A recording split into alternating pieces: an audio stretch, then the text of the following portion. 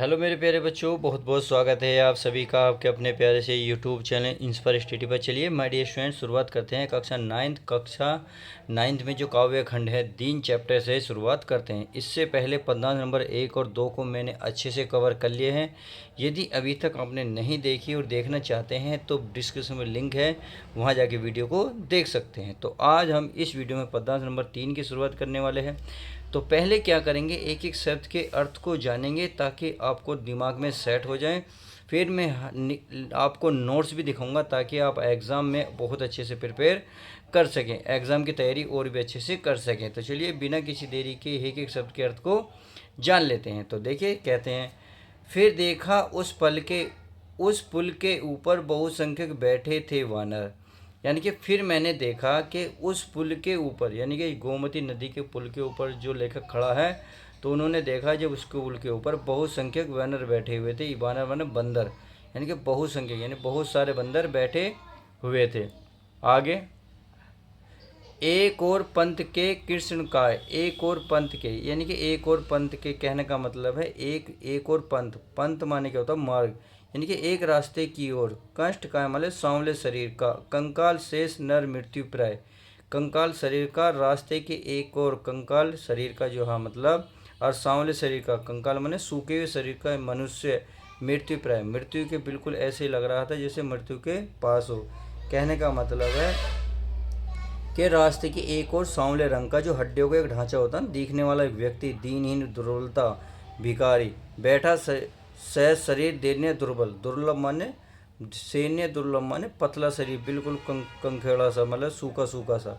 तो कहने का मतलब यहाँ पूरे के इस पूरे का मतलब निकलेगा यहाँ तक कि ये कह रहे हैं हम लोग, एक जो रास्ता है उसमें एक और सांवले रंग का हड्डियों का ढांचा दिखाई देना, दीन, दुर्लभ, भिखारी बैठा हुआ था। भिक्षु को उठी दृढ़ निश्चल, भिक्षा को उठी, भिक्षा माने जो भिक्षा देते हैं, यानी कि भिक्षा देने वाले मांग के जो खाते हैं उसको जो देते हैं, को उठी दृढ़ निश्चल, केवल उसको ही वो देखता था। यानी कि ऊपर निगाह उठा के किस किस उम्मीद से देखता था कि कोई मुझे भिक्षा देकर जाएगा। अति क्षीण कंठ है, तीर तीर श्वास, अति क्षीण, थी क्षीण माने कमजोर, कंठ है माने गला। कहने का मतलब यहाँ ये निकलेगा कि उसके आवाज़ से जो निकली बहुत कमज़ोर आवाज़ से निकल रही है, यानी कि अत्यंत आवाज़ जो है अत्यंत कमज़ोर लग रही थी। और उसकी तीव्र सांसें, और तीव्र माने तेज, श्वास माने सांस, और उसकी सांसें तेज तेज चल रही थी। आगे, जीता जो जीवन में उदास, और वह ऐसे जी रहा था, माने ऐसे लग रहा था वह जीवन में उदास होकर जीवन बिता रहा हो। यानी कि जीवन में उदास, यानी कि जीवन में उदास है और बस जीवन को बिता रहा हो। आगे,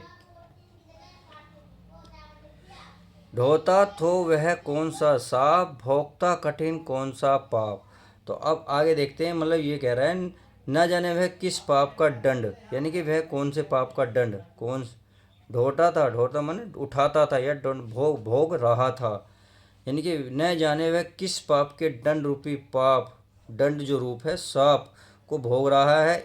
और भोगता कठिन सोप सा सांप, कौन सा पाप, और इतना कष्ट क्यों उठा रहा है, यानी कि उसे कोई सा पाप है, दंड रूप सांप लगा हुआ है जो उसको वो उठा रहा है। अब आगे, यह प्रश्न सदा ही है पथ पर सदा कौन मौन इसका उत्तर, पर सदा मौन इसका उत्तर। यह प्रश्न सदा ही, कहने का मतलब है कि इस मार्ग पर आने जाने वाले जितने भी थे, यह प्रश्न सदा ही पथ पर, पथ बने रास्ते पर, यह प्रश्न सदा उठ ही रहा था। यानी कि आप ये कह सकते हैं कि उस रास्ते पर आने जाने लोग यही देखकर सोच रहे थे कि वह कौन से दंड रूपी जो सांप है उसको भोग रहा है, उसको इतने कष्ट क्यों हो रहा है, सही है, यह इतना कष्ट क्यों सह रहा है। पर सदा मौन उसका उत्तर, पर कोई कुछ नहीं कहता था, से चुपचाप चुपचाप, यानी कि मौन माने चुपचाप होकर लोग आगे बढ़ जाते थे। यानी कि उसका कोई समाधान नहीं था, समाधान के लिए कोई भी आगे नहीं बढ़ता था, केवल दया करते थे उस पर। और क्या, जो बड़ी दीन का उदाहरण वह पैसा एक उपाय करण, जो बड़ी दीन का उदाहरण, बड़ी दीन, दीन माने होता है मतलब बड़ी दया, दया माने जो किसी पर हम प्रेम अपना दर्शाते हैं, तो बड़ी दया का उदाहरण वह पैसा एक उपाय करण। तो यानी कि ये कह रहे हैं कि किसी के पास कोई समाधान नहीं है, कोई भी अधिक दया नहीं करता था, कोई भी बड़ा दया का कोई भी अधिक दया नहीं करता था तो एक पैसा उसकी ओर फेंक देता, और मानो यह उसकी दशा को ठीक करने वाला एकमात्र उपाय था। उपकरण माने एकमात्र युक्ति, यानी कि उसको पैसा ही एकमात्र ठीक कर सकता था। सब बड़ी दया के भाव से 1-2 रुपया दे दिया करते थे। उम्मीद है ये अच्छे से समझ में आया होगा। तो चलिए अब नोट्स को देख लेते हैं ताकि अपनी प्रिपेयर एग्ज़ाम के पॉइंट ऑफ व्यू से अच्छे से कर सको। तो इसमें संदर्भ क्या रहेगा? संदर्भ आपका पूर्ववर्ती रहेगा, यानी कि जैसे पदांश नंबर 1 में मैंने अच्छे से बता दिया है, आप वहाँ जाके इसको देख सकते हैं। अब प्रसंग की बात कर लें तो प्रस्तुत पदांश में कवि ने प्रकृति की सर्वश्रेष्ठ रचना मानव के प्रति मानव की संवेदनशीलता का वर्णन, दान करने को ढोंग करने वाले व्यक्ति से संबंधित एक घटना के माध्यम से प्रस्तुत किया है। अब व्याख्या को अच्छे से देख लेते हैं। ये कह रहे हैं, निराला जी कहते हैं कि एक दिन प्रातःकाल भ्रमण से लौटते हुए उन्होंने देखा कि गोमती के पुल यानी कि गोमती नदी के पुल पर बहुत संख्या में बंदर बैठे हुए हैं तथा रास्ते के एक ओर सांवले रंग का हड्डियों का ढांचा मात दिखाई देने वाला दीनहीन दुर्बलता सा भिखारी बैठा हुआ था। ऐसा लग रहा था जैसे उसकी मृत्यु निकट आ गई हो।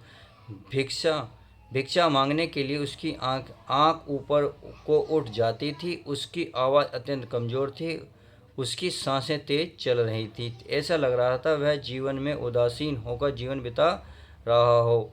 न जाने वह किस पाप के दंड स्वरूप सांप को भोग रहा है और इतना कष्ट उठा रहा है।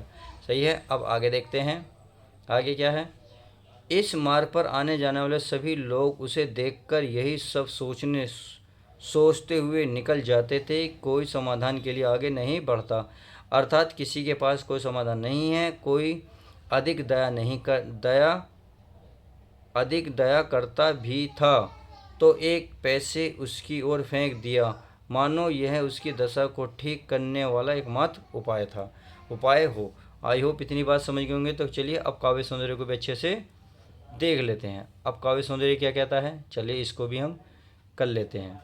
ये कह रहा है, अगर काव्य सौंदर्य में भाषा की बात करें तो खड़ी बोली, शैली है वर्णात्मक है व्यंग्यात्मक, गुण प्रसाद, रस है शांत व करुण। सही है। छंद की बात करें तो चौपाई, शब्द शक्ति अभिधा एवं लक्षणा।